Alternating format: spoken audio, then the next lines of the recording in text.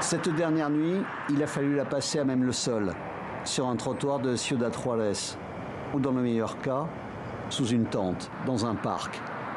Une installation de courte durée. Dès le réveil, la police s'est présentée, une fois de plus.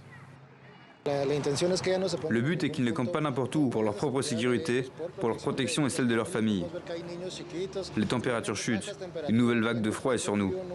La consigne que nous avons est de les protéger et de leur offrir des espaces décents pour eux et leurs familles.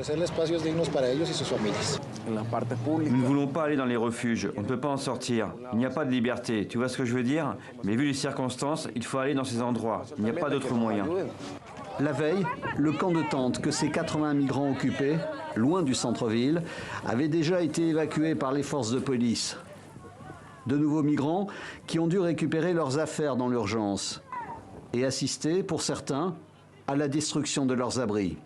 C'est donc dans les rues de la ville qu'ils se réfugient. La frontière avec les États-Unis est pratiquement impossible à franchir et il est hors de question de faire demi-tour. Alors nous endurons la faim, le froid et tout, sans couverture, sans rien. Ils ont tout brûlé. Donc nous demandons au gouvernement d'avoir une conscience, que ce n'est pas pour le plaisir que nous migrons, c'est pour travailler, pour nos enfants et nos familles. Le Mexique a vu arriver sur son sol près de 16 000 migrants venus d'Amérique centrale en 4 jours, dont près de 5 000 Vénézuéliens. La majorité d'entre eux espèrent atteindre le territoire des États-Unis.